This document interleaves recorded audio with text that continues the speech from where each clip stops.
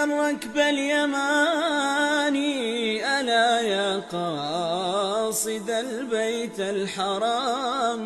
Assalamualaikum warahmatullahi wabarakatuh. Alhamdulillah binikmatihi tatimmus salihat wa bifadlihi tatanazzalul khairat wa ba'd. Sahabat hasanat tanah suci yang dicintai Allah, mayoritas umat muslim tentu mengenal Jabal Rahmah. Terletak di bagian timur Padang Arafah di kota Mekah. Inilah bukit kasih sayang yang diyakini menjadi titik pertemuan antara Nabiullah Adam alaihissalam dan Sayyidah Hawa setelah diturunkan dari surga oleh Allah subhanahu wa ta'ala. Dari bukit ini kita bisa menyaksikan hamparan Padang Arafah yang setiap tahunnya dipadati oleh jamaah dari seluruh dunia ketika musim haji tiba. Para jamaah juga dapat menyaksikan terbit atau tenggelamnya matahari dari atas Jabal Rahmah. Jika dilihat secara kasat mata, Jabal Rahmah hanyalah tugu beton persegi 4 setinggi 8 meter. Namun lebih dari itu, di bukit setinggi sekitar 70 meter ini telah terjadi 3 peristiwa maha dahsyat. Bukit kasih sayang, demikian biasa orang menyebutnya, menjadi saksi 3 peristiwa penting bagi peradaban Islam. Ministry of Hajj Kingdom of Saudi Arabia, Kementerian Haji Saudi Arabia menjelaskan bahwasanya Jabal Rahmah berada di tepi Arafah yang merupakan suatu kawasan di bagian timur luar kota Mekah. Jabal Rahmah pun tak jauh dari Padang Arafah, tempat para ia lakukan. Itulah yang harus ditanamkan pada seluruh manusia. Yang kedua, mimpi Nabi Ibrahim di balik perintah berkurban. Ada sebuah kisah di mana Nabiullah Ibrahim yang membuktikan kegelisahan beliau. Beberapa kali beliau bermimpi. Sebelumnya, beliau bermimpi menyembelih anaknya yaitu Ismail alaihissalam. Kala itu ia masih mencari tahu apakah mimpi itu godaan setan atau tidak. Nah, sadarnya kalau itu betul-betul mimpi dari Allah Subhanahu wa taala, ya di Jabal Rahmah ini.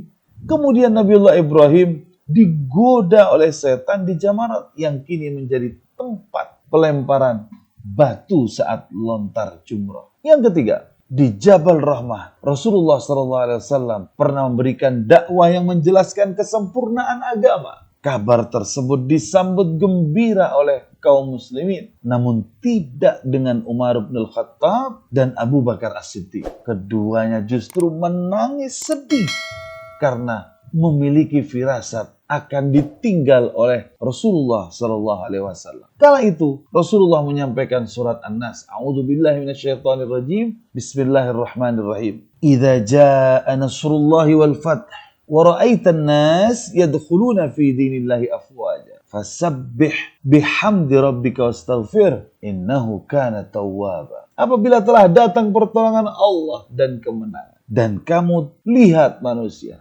masuk ke agama Allah dengan berbondong-bondong, maka bertasbihlah dengan memuji Tuhanmu dan mohonlah ampun kepadanya. Sesungguhnya Dia adalah Maha Penerima Taubat. Secara umum, pesan Rasulullah yang perlu dilakukan pertama kali oleh manusia adalah bertasbih, meminta pengampunan atas dosa dan kekurangan, karena manusia sudah diberikan nikmat oleh Allah, tetapi baru sedikit yang disyukuri. Manusia wajib meminta ampun kepada Allah Subhanahu wa ta'ala. Sebenarnya apa sih rahasia di balik keistimewaan Jabal Rahmah? Cerita yang tersebar di tengah jamaah haji bahwasanya di Jabal Rahmah itulah tempat pertemuan Nabiullah Adam alaihissalam bersama Hawa. Tatkala mereka berdua diturunkan ke bumi di tempat yang terpisah, lalu mereka berdua saling mencari dan akhirnya bertemu di Jabal Rahmah.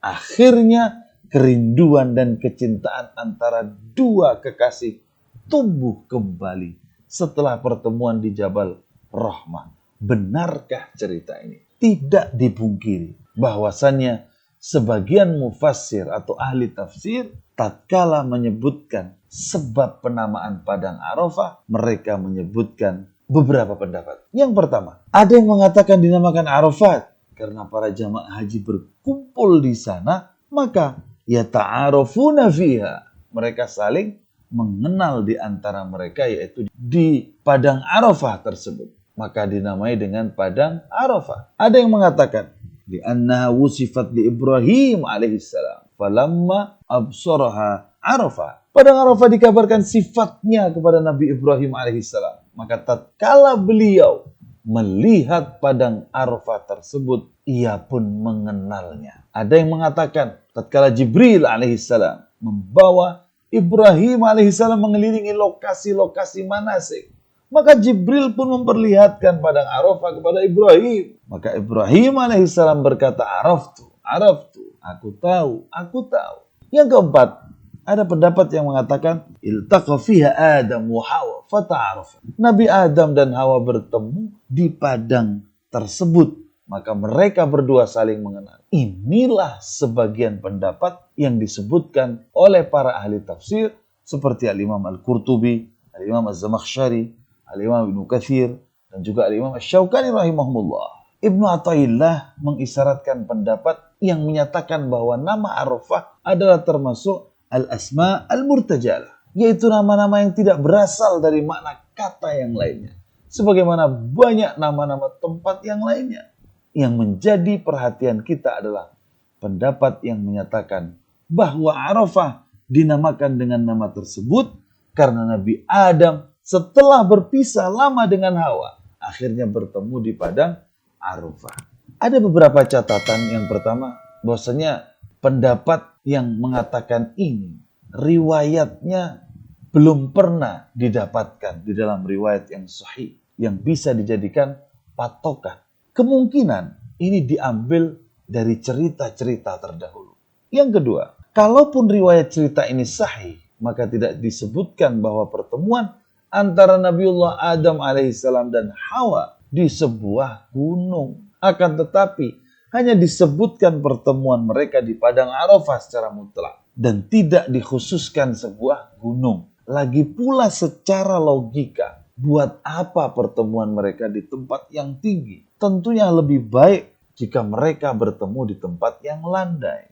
Ketiga, kalaupun ternyata cinta tumbuh kembali antara Nabiullah Adam dan Sayyidah Hawa, maka tempat tersebut hanyalah kebetulan tempat pertemuan mereka. Dan tidak bisa dijadikan sebagai tempat yang khusus untuk melaksanakan ibadah, khususnya sholat. Atau wukuf berubah menjadi di atas Jabal Rahmah. Intinya, ini semua kita katakan kalau ternyata cerita tersebut benar. Akan tetapi telah kita ketahui bahwasanya tidak ada riwayat yang sahih yang menunjukkan akan kebenaran cerita tersebut. Maka dari itu, seluruh mufassir saat menyampaikan pendapat ini, beliau mengucap qila dan dikatakan. Artinya seperti itu. Sebagai isyarat bahwasannya tidak ada landasan yang bisa dijadikan dalil atas kisah tersebut. Selanjutnya pendapat ulama tentang naiknya ke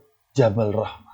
Al-Imam Asy-Shinqiti rahimahullah dalam tafsirnya berkata, "I'lam anna as-su'ud ala Jabal Rahmah alladhi yaf'aluhu katsir min al-awam la aslalah." Ketahuilah bahwasanya wukuf di atas Jabal Rahmah seperti yang dilakukan oleh banyak orang awam adalah perbuatan yang tidak ada asalnya. Karena tidak ada sama sekali dalil yang memerintahkan untuk wukuf di atas Jabal Rahmah. Maka Jabal Rahmah menurut Imam Shinqiti sama saja sebagaimana lokasi lainnya yang ada di Padang Arafah. Dan seluruh Padang Arafah adalah lokasi untuk wukuf. Seluruh tempat yang ada di Arafah sama hukumnya. Kecuali lokasi tempat wukufnya Nabi SAW. Maka wukuf di lokasi tersebut lebih afdal daripada yang lainnya. Ini di dalam Adwaul Bayan, juz keempat, halaman 440 sampai 441. Ibnu Taimiyah rahimahullah berkata, "Wala yushra' su'udu Jabal Rahmah ijma'an." Jelas sekali di dalam Al-Fatawa Al-Kubra dan juga di Majmu'ul Fatawa itu dijelaskan bahwasanya tidak ada syariat bagi kita untuk wukuf di Jabal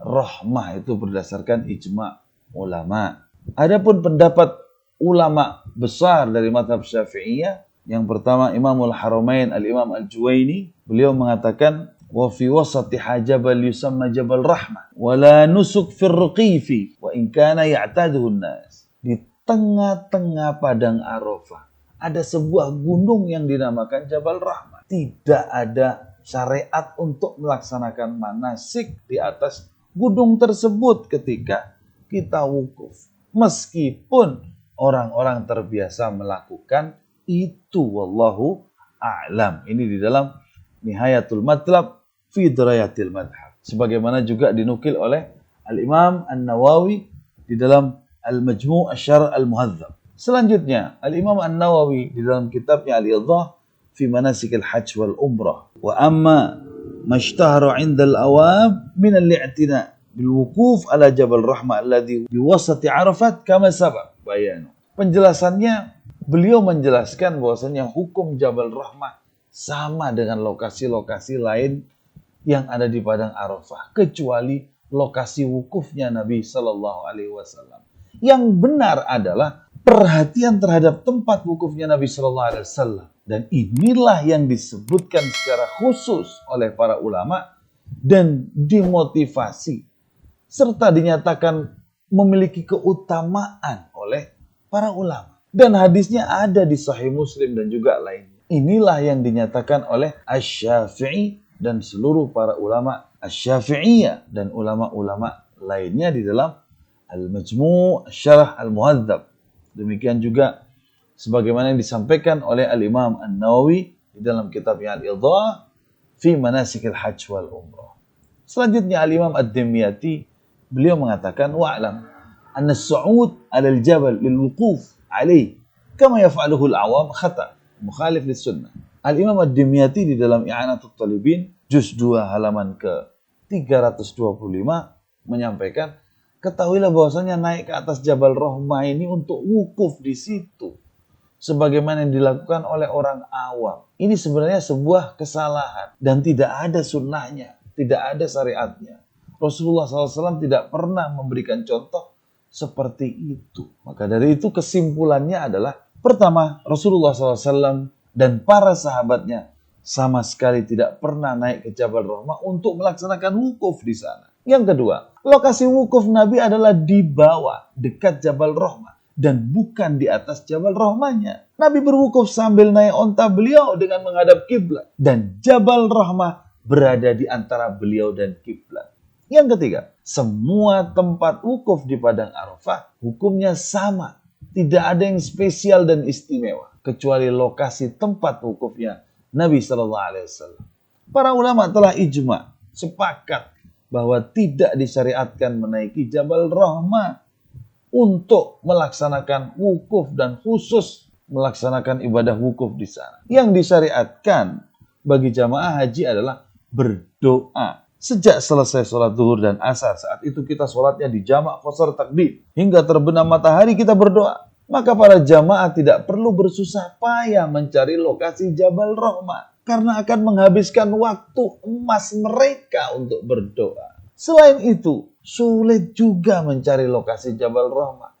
Dan untuk kembali ke tenda, terutama jamaah haji yang memang betul tidak tahu medan Padang Arafah, maka akan kesusahan dan banyak yang nyasar di situ. Di antara kesalahan para jamaah juga adalah melakukan hal-hal yang tidak bermanfaat saat wukuf.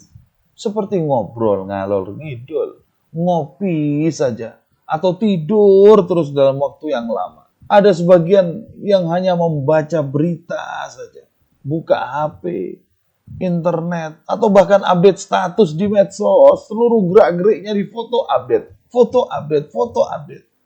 Besok TikTok, besok Facebook, besok ini dan lain sebagainya. Ada juga yang melakukan pekerjaan yang lainnya yang kurang bermanfaat pada hari tersebut. Padahal saat itu, saat wukuf di Arafah adalah sebuah inti dari ibadah haji. Al-Hajju Arafah.